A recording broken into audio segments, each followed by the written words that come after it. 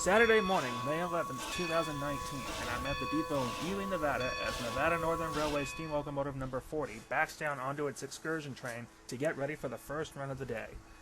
The train will be making two 7.5-mile runs in each direction up Robinson Canyon to the copper mines just a few miles west of Ely. As the locomotive backs down onto the train, a member of the crew is on the ground nearby to ensure a smooth and safe coupling.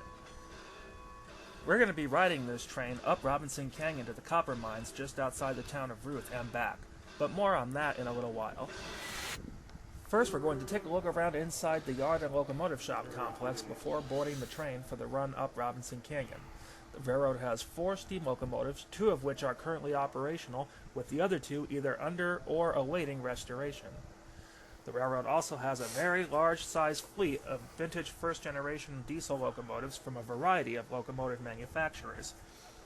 One of the more prominent locomotives is Alco RS3 number 109, built in 1950.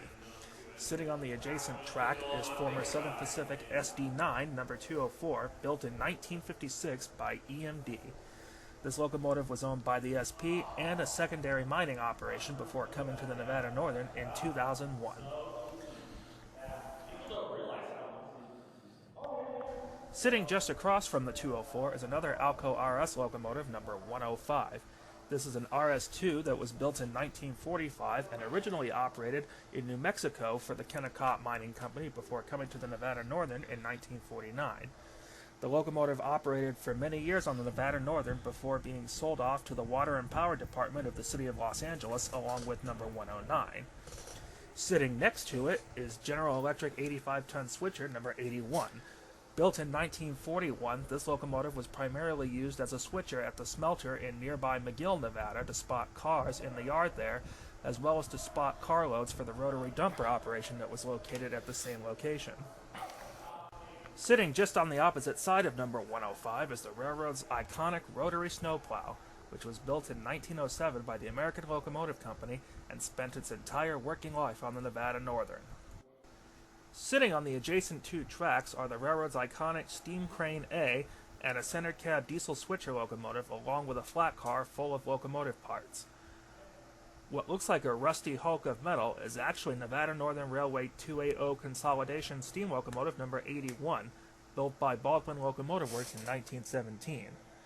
While it may look like a rusty pile of junk, 81 is actually disassembled and is currently undergoing restoration. The hope is for the locomotive to return to operation during the 2020 operating season.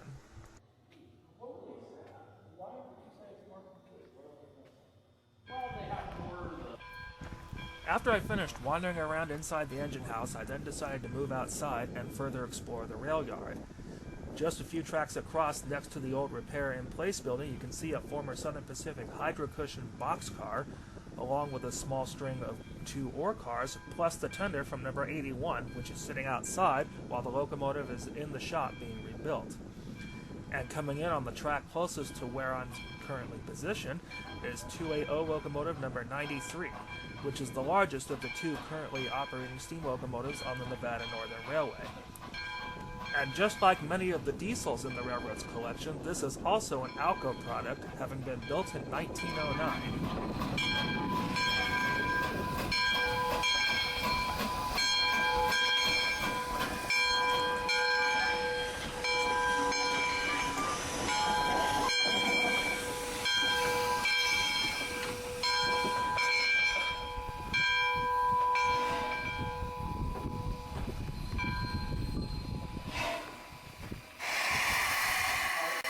A couple minutes later, 93 is now sitting inside the engine house and the crew is shutting her down for the day.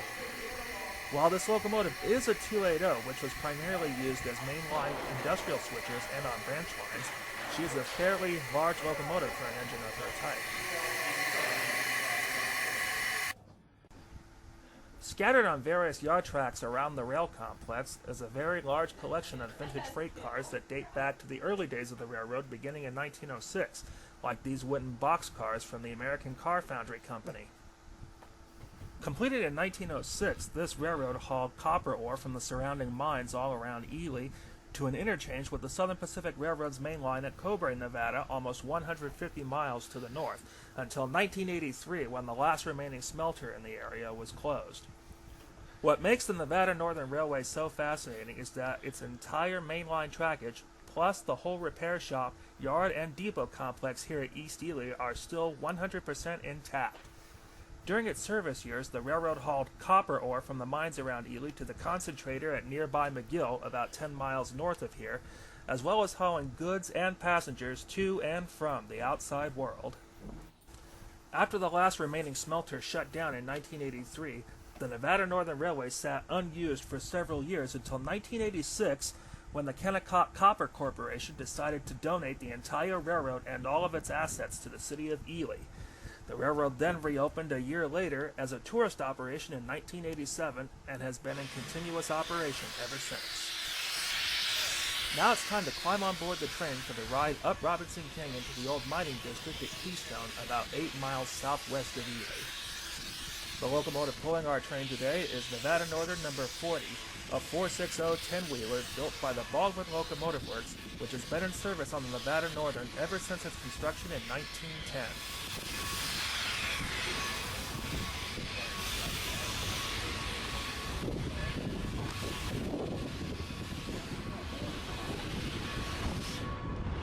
Hi guys, my name is Eric. Our sound system doesn't work too well outside at the moment, so I'm going to kind of point out points of interest just so you guys know what you're looking at, so feel free to ask any questions. I know most of you are probably here for the steam engine, but I have to say, you'll find out very, very quickly that this is a coal-fired steam engine sitting outside on this car, especially when we hit the grade over there. It's a 2.2% grade after we cross the fill, and all the cinders come raining down right on this car.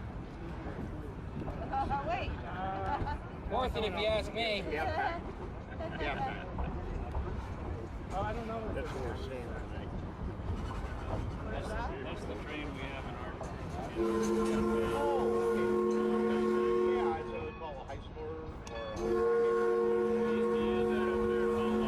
yeah, because they Yeah. We have my great-grandfather used to build presses up there. There's some of them 300, 400, 500 feet long. It's huge. As the train heads out of the depot and onto the main line, we cross over the service road, which is protected by a pair of fully restored and functioning wigwag signals.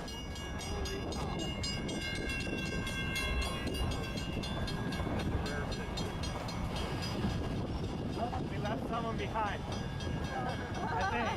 That might be why we're slowing down. Or we gotta get a switch behind us. I think it's for this switch. We don't usually leave on this track. Usually one track over. But we had a special concert in the big red building last night, so we came in on a different track. 90% of the time when we stop here, we left someone behind. oh, I see. You just took the stub, now you're punching it.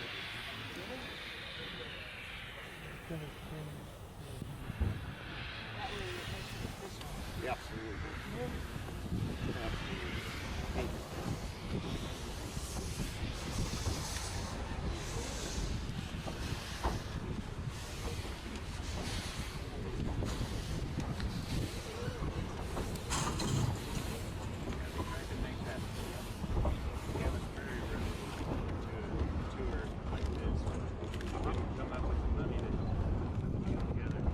Oh, Too many miles of track and those trestles take so much maintenance. I see. Yeah, we have tunnels. We don't really have tunnels. Yeah, those 400-foot trestles are... It's actually... They must take a lot of... About a quarter-mile north of the East Ely depot, the train finally backs out onto the main line before it comes to a complete stop. This will give the brakeman the time he needs to throw the switch so that the train can continue on to Keystone. The reason that this backup move was necessary was because the main line can only be accessed from the north end of East Ely Yard. Thank you.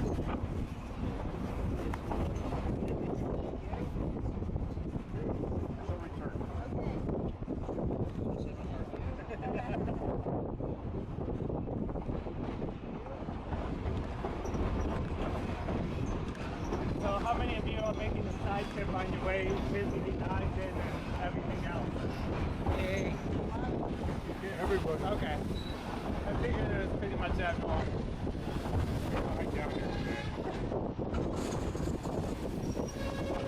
Well, we're happy to have you. We're happy, I mean, we love having the people, but we're rather not the crowds Ogden. I'm sure it's more than a normal day. In the summertime, this is actually how full the train can get in the midsummer. But this is definitely not a normal day in May. A normal day in May is like 30 people. Yeah. But what we like here is what you can do is you can actually pay us about $850, and you can operate the locomotives, and that's why they went out by themselves this morning.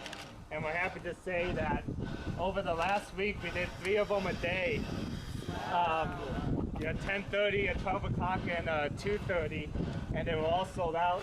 And pretty much this whole month is sold out besides a few spots here and there. Yeah, we tried to get the cab today, but everybody beat me to it. Yeah, they booked in September and January. Well, I didn't realize that there was a thing until I started looking into coming here like Yeah. a month or so ago. Yeah, we had it up early. But that's actually usual for the May ones to sell out because everyone thinks they have Las Vegas East. We actually don't. It hits 95 here and we're like, oh my god, we're dying because of our elevation. What is Like the elevation? 6,400 feet. And so 95 in the summer is a hot day for us. But you say Nevada, everyone thinks Las Vegas.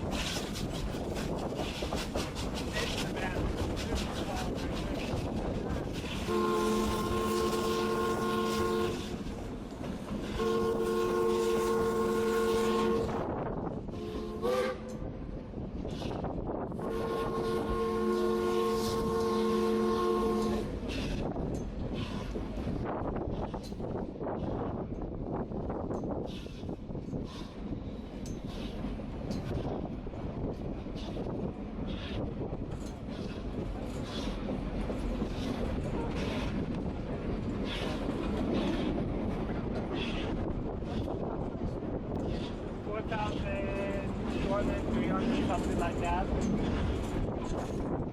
The mine is empty, 100 of them itself, and then you add in all the time.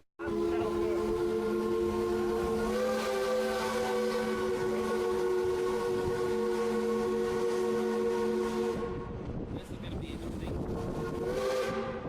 Only 200 miles from the Nevada Atomic Test Site. site where they set up the atomic bomb, and this is an official call-out shelter for the city. They used to be able to see the flash and the mushroom clouds from the test.